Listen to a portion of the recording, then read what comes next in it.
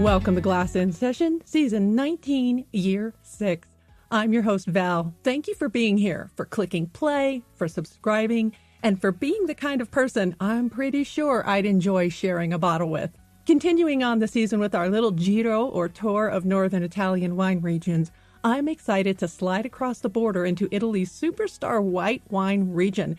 I say this not just because most of its wine production is white, but because of the signature styles that made me fall in love with this region.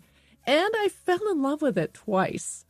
Once while nursing a broken nose and a split lip from running smack into a glass door during table service at our hospitality school's Enoteca. And again while at Vinitaly when an Italian winemaker and I had this conversation over his Romato della Rocca Pinot Grigio. Him. It's a, come si dice, gioco di parole. Me. Play on words? Ah, sì, amato means to have loved, because the grapes and the skins make a love for only a one night, but all night long. Me. So what we have here is a one-night stand in a bottle. Him.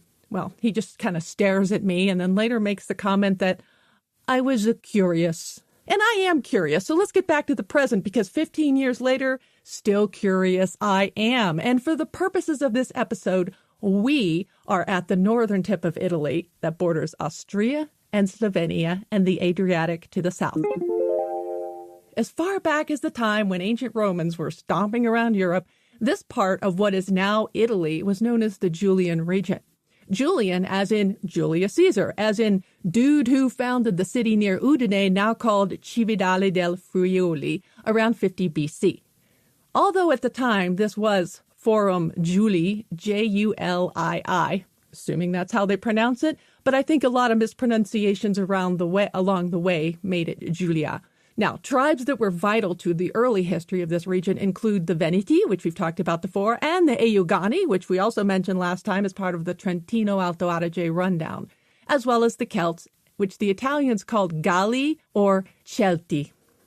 But it was the barbarian invasions, according to Britannica, that split the region into several parts. There was the Byzantine-ruled coastal section and the inland section that was dominated by the Dukes of Friuli as well as the Counts of Gorizia. For a while, the entire area was under strict control of the Roman Catholics from the 12th century, that is, until Venice rose to power in the 15th century. But much like the other regions in northern Italy, the Habsburgs snatched up this area eventually, too. And interestingly enough, the part of the region that is the province of Udine was absorbed into Italy after the unification in the 1800s. However, what we know now as Croatia and Slovenia were included in Italy in 1918. That is until World War II, when Friuli Venezia Giulia was formed from the Udine province, which had been part of the Veneto, and to that was added the Gorizia province. Trieste, the capital city, which had been part of a free zone that was divided north and south to be ruled by the U.S. and British in the north and Yugoslavia in the south, was returned along with the northern zone to Italy in 1954 when it was then made the capital of the region.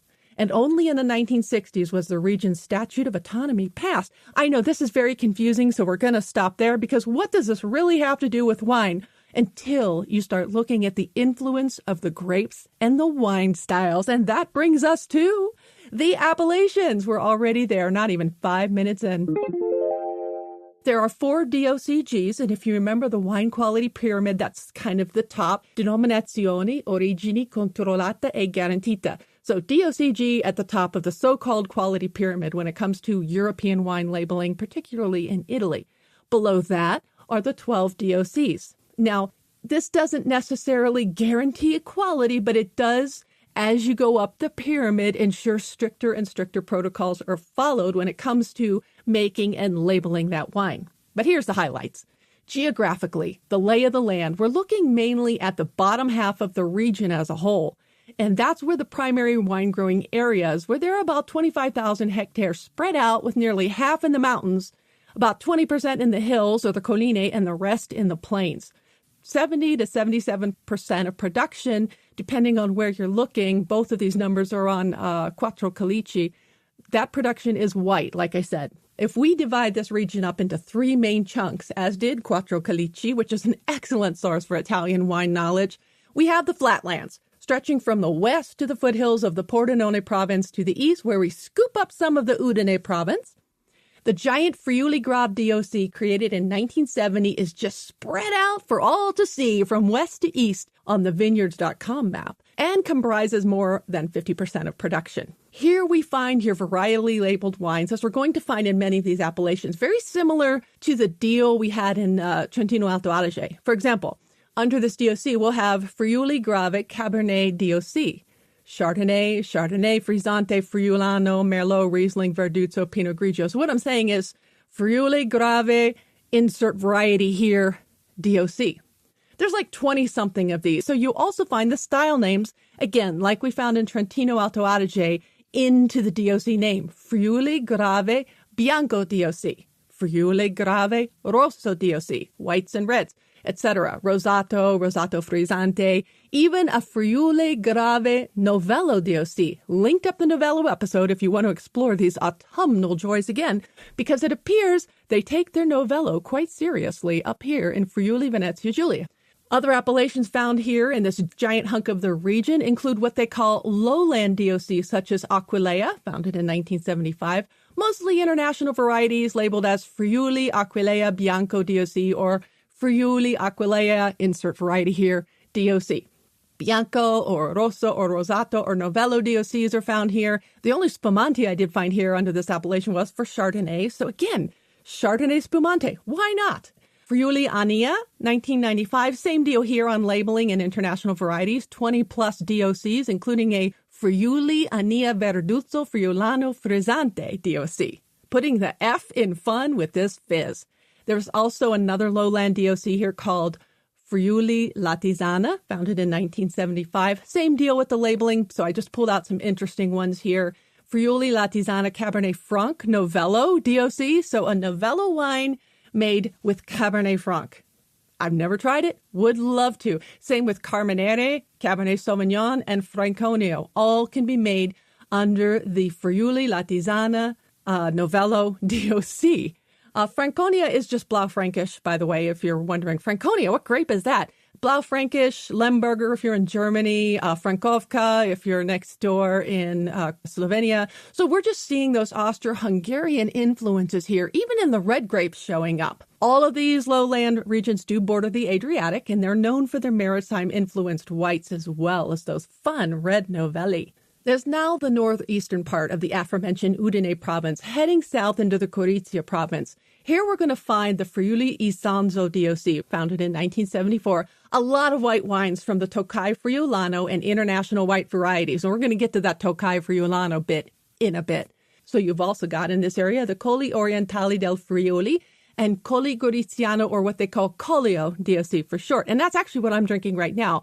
I'm drinking a Collio DOC, which is a Bianco. It is 70% Friulano, 15% Malvasia, and 15% Ribolla Gialla. Again, that's my wine, and it looks like it was aged in cement casks for 18 months. It is absolutely delicious and pairs well with my egg salad sandwich. And I can't believe I was going to leave this next one out because this has just made news. I want to talk a little bit more on the Collio appellation.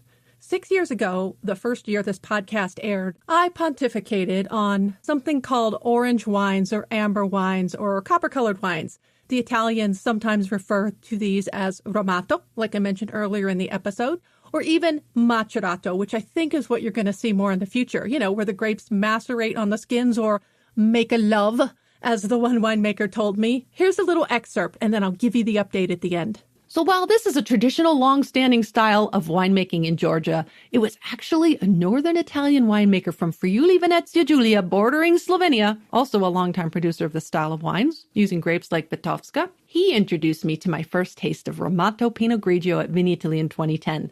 The wine looked like a pale rosé style, salmon in color, but with more copper tinge to it. And by the way, Romato can be translated from Italian to mean copper or auburn in color. So you may see the word Romato on a bottle of amber wine. Paolo, this winemaker, was also the one who told me about northern Italian wine legends who were making these wines, such as Josko Gravner, some using clay amphora, oak, or some combination thereof. And from that moment on, I was absolutely obsessed with these kind of wines. A year later, a friend and I killed a bottle of Bella Notte Conte Lucio 2008 Pinot Grigio from Osteria dei Pazzi in Florence. The bottle label has some text on it that I've translated from Italian to say, from a careful selection of rosy berries, from a light pressing, this Pinot Gris was born, as nature wished, and it was neither white nor black, but copper. I should also mention that Osteria dei Pazzi translates roughly to Tavern of the Crazies or Madhouse Inn. We can see why I was drawn to it. It wouldn't be until 2014 when I would first taste the Grosvenor 2005 Amphora wine, and it was made with the Ribolla Gialla grapes that hung out with their skins in amphora for a year before being aged for another 6 years in wood, and you can hear how excited I am. And the person that brought this over, a friend of ours, he saw how excited I got about those kind of wines, and he kind of stepped out, went to his cellar, and he brought this bottle back, and I could not believe it. For me, when he poured that wine, the world stopped. Everybody else kind of went on to keep tasting. They were tasting a Brunello, and they were moving on to some Barolo. But here they were 2 wines down the tasting list, and I'm still standing there with my sip of Grosvenor, and I was still smelling and tasting and repeating it. And I just couldn't get enough of this experience because it reminded me of those dried oranges and stone fruit bits that I love in these kind of wines. It had this slight, pleasant saltiness to it. It reminded me of like salted caramel and hazelnuts and warm, sweet spice. And as the wine warmed, it would change. So these are wines that you don't want to drink really, really cold. But all I remember is it was an experience, and I want to live it in a glass again and again.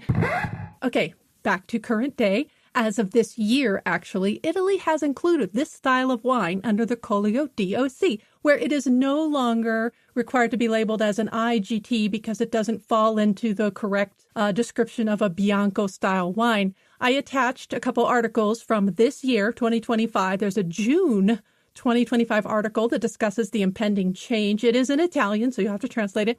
I also found a wine enthusiast article from earlier this year that does suggest that the wines may have a 7-day minimum maceration time and that there will be specifications laid out as to color. As with everything Italian, there is going to be some controversy because are we handcuffed? Do we stick to original grapes, autochthonous grapes, or can we use international grapes in this? So that remains to be seen, but I wanted to make sure I got this in here because I almost left it out. And should you go back and listen to the orange wine episode, you'll probably be like, really? You almost left it out? Because these are the kind of wines I cannot live without. Moving on.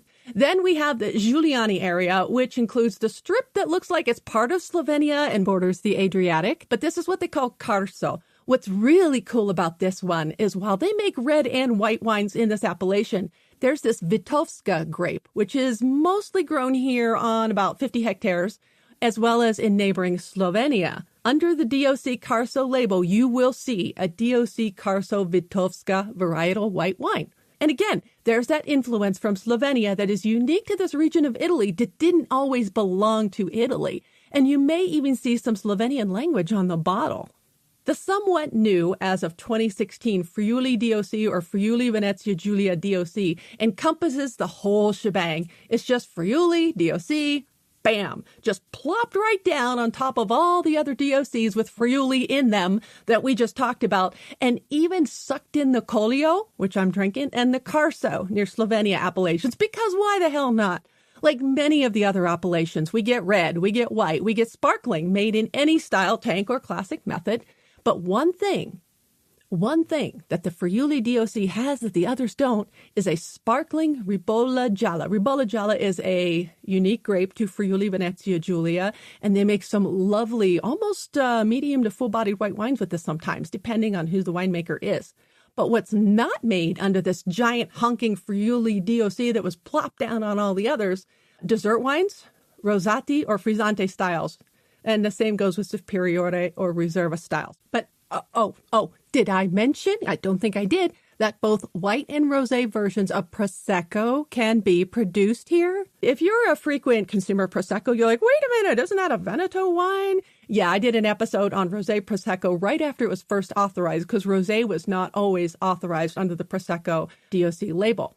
But, and I linked it up for you just in case, but I wanted to be sure to point out that Glera, the grape that is responsible for Prosecco, or what used to be called the Prosecco grape, is grown here and authorized throughout Friuli Venezia Giulia, not just the Veneto. How about that? And did I also mention a skerfuffle regarding the Glera grape, with which Prosecco is made? I'm not sure if I mentioned it back in that episode, because when Prosecco was given its own DOC, or designation of origin, in 2009, the main grape Prosecco was officially changed to Glera, the Friuli name for the grape. In fact, there is a theory floating around out there that Glera's origins may very well have been from the aforementioned Carso region in a tiny Trieste municipality called Prosecco. Again, that's one theory. There are others that postulate the grape's origins were in Colli Euganei, and that grape is called Ceprino there, and then it would have spread eastward instead of westward out of Slovenia. There is also apparent DNA evidence connecting that really cool Slovenian grape I mentioned earlier, Vitovska, to La Glera, the grape formerly known as Prosecco. Either way, wherever it came from, just pour me a glass, please, and thank you, Kay. Thanks, bye. No, actually, not bye just yet, because before we go on to the DOCGs, which highlight some very cool wine styles unique to this region, can we just dork it up a little with a grape gab for a minute? Of course we can. This is one of those grapes, the Tokai Friulano, that caused a skerfuffle, a big one, in the early part of this century. You see, once upon a wine grape, Friuli Venezia Giulia was growing this very cool variety with a very long history dating back hundreds of years. It may have come from Hungary, maybe not, who knows? Some say it came from France. Again, as the Italians say, boh, or who freaking knows. This grape, however, with the official name Tokai Friulano in all the official grape registries out there, has nothing to do with the Tokai we talked about in the Hungarian wine episode. Yep, linked it. It isn't spelled the same. It doesn't have anything to do with the Tokai style of wine, again, made from totally different grapes, from a Hungarian geographical area also called Tokai, again, spelled differently. That said, I have seen ferment referenced as Tokai, and not sure why there are two cultivar names under Tokai Friulano in the VIVC database, one with the prime name ferment with Hungarian origins, the other with the prime name Friulano with Italian origins, but both under Tokai Friulano. But I also read in the Wine Grapes book by Jensis Robinson that sometimes ferment is mistaken for Tokai. So either way, that's what I found out there. Does it matter to me? Not really. I'm not going to make a fuss, but a fuss ensued nonetheless, as happens more often in the wine world, particularly in Europe, than one may think, between Hungary and Italy over aforementioned grapes, mainly the Tokai part. Finally, in 2008, and I'm not kidding here, European Court of Justice sided with Hungary, and this is why you will see Friulano on the wine instead of Tokai, particularly on exported wines from Friuli Venezia Giulia. If it's from Veneto, where it also grows, you'll see it as Tai, T-A-I, as in Tai Chi. But I haven't seen any martial arts fans coming for the wine grape yet. So while Tai Chi is considered moving meditation, so, in my humble opinion, is drinking wine on my porch on a summer day. And that's about all they have in common as far as I can tell. And you can't see me, but I'm waving hands like clouds, a Tai Chi move. As for the grape, the Tai or the Tokai Friulano itself, it's white. It makes lovely white wines that have the signature almond note. Some say almond blossoms, sometimes the bitter almonds, like we get in some other wine regions further south, which we'll eventually get to. But there are about 3,000 hectares of this grape between Veneto and Friuli Venezia Giulia. There are other synonyms for this grape, including Sauvignon Vert, Blanc Doux, Occhio di Gatto, which means eye of the cat, okay, and Trebbianello, Tokai Italiano, Lison, and Sauvignonas, as well as Sauvignonas with two Z's as like jazz, insert jazz hands here. But main appellations producing this grape in Friuli Venezia Giulia are going to be the Friuli Colli Orientali, the Collio, like I'm drinking, the Ania, Isonzo, Latisana in Aquileia in the lowlands, and the Friuli or the Friuli Venezia Giulia DOC. And there's one DOCG, Lison, and it's Lison Classico region. Speaking of, let's move on to those. Because this one, Lison, had its own DOC back in 1971, a year after that last grape I just gabbed, Tokai Friulano, was registered. However, the Lison Pramaggiore DOC was created in 1985, but in 2010 was given its own DOCG, Lison. Wines from here are made with at least 85% of that there Friulano. Or here it's called Liaison, because remember, that's one of the synonyms. Because of course it is. Minimum ABV is going to be 12% or 12.5% for the Classico zone with at least 2 to 3 months aging.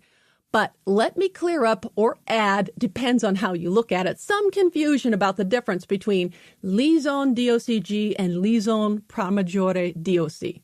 The same area near the sea, but Liaison Pramaggiore DOC produces whites and reds and dessert styles with the Verduzzo, which is appassimento, dried grapes, and sparkling, as well as reds from Refosco, another local favorite grape, a red grape, and also where they spell Malbec with a CH at the end, so it looks like Malbec. Moving on to our next DOCG, again, there are only 4, so I'm going to finish this up rather quickly. Rosazzo. It's also for white wines, mostly from Friulano grapes, but can also have Sauvignon Blanc and Chardonnay, as well as small amounts of that Ribolla Gialla I mentioned earlier, and other authorized white grapes. It was created in 2011. But our next 2 DOCGs are so special, I saved them for last, because the first one we have is Colli Orientali del Friuli Piccoli DOCG, created in 2006. It's actually one of the smallest in Italy and is only for sweet wines. Piccoli wines were known worldwide by the beginning of the 18th century and particularly enjoyed by the Habsburgs as well as other European royalty. Remember, this part of Italy was part of the Austro-Hungarian Empire until 1918. The Piccoli vine itself doesn't exactly yield a large number of bunches due to something called accinellatura, which means the flowers kind of self-abort, if you will, and thus less fruit is available come harvest time. Needless to say, these wines are a little rarer and a little more expensive because you don't have a lot of yield. And of course, you've got that drying time, so they are more expensive to make. There's less of it, but so worth it. If you enjoy honey-scented dessert styles laden with tropical and stone fruit as well as baking spice. Of course, my first memory of this wine was when my face was broken, but it didn't hinder my memory of enjoying the wine and my experience at Rocco Bernardo, where I first tasted it. The DOCG taking us into the final dessert course is Romandolo DOCG, made with the Verduzzo Friulano, dried or botrytized. Interestingly enough, this last DOCG we're wrapping today was Friuli Venezia Giulia's first DOCG in 2001. It's located right at the top of the Friuli Colli Orientali zone, as it was once part of this DOC. How cool is that? I didn't even get to some of the other interesting grapes, these red ones, for example, Refosco, Giopettino, and Tazzalenghe Omai. But what I wanted to bring to you today is another crazily diverse Italian wine region that really brings the variety and the varieties, the unique styles, and the culture and history that comes with it. What I also wanted to bring to you was a different perspective that might light up a different part of your brain, if not palate, when someone mentions Italian wine. I'm sure there's an image we all have in our head of Italian wine, but every region in Italy and every appellation is different. And what defines the food, the culture, and the wine of each region is totally different. So when someone says to me, like, create a menu, and this happened in one of my wine courses, create a menu for an Italian restaurant, I'm like, Northern Italian or Southern Italian? Are we cooking with butter or olive oil? Are we cooking with veal or seafood? What are we making? What kind of cheeses? They're all different. So that's what I want to highlight. That fringe stuff, the stuff that we don't think about as much when it comes to making our wine selections. Okay, and clearly, yes, I love the wines of this country. And between Italy and France, yes, most of my episodes have probably been skewed more toward these two countries. But who can resist? So I said it last time, and I'll say it again this time. So many interesting wines, so little time. Hashtag am I right? Finally, I want to thank you for clicking play on this episode, for subscribing, for keeping a spot open for me in your podcast feed. I am so honored to be here. I know there are so many podcasts out there you could be listening to, and you chose mine. Thank you so much for joining me. Thank you for riding the crazy with me over this past 6 years. But, you know, you can always reach out to me between episodes at val@glassandsession.com or on the socials. Pick your poison. I'm on Blue Sky, Glass in Session. Vino with Val is on Instagram and Threads. You'll see Glass in Session, trademark, in my bio. I'm on Spoutable at Glass in Session. Sometimes I'm Vino with Val on Pinterest, and you can find me, my Vino with Val page, or the Glass in Session page, really, Facebook/Glass in Session. Connect with me on LinkedIn, Valerie Caruso, the bunch of letters after my name's wine stuff, audiobook narrator, former military, all those good things. Which reminds me, you can find this podcast and the latest audiobooks I've narrated also on Audible. I will also mention that there is Glass in Session and yes, podcast swag in my TeePublic store, linked way at the bottom of the show notes and on my website. This week, I'm not hawking hangover cures, clothing, or mental health apps, even though some people probably think I should. Scoring yourself some swag is a small way to support the Winecast. Glass in Session is a production and registered trademark of Vino With Val, LLC. Music is Write Your Story by Joystock. Website is glassinsession.com/podcast.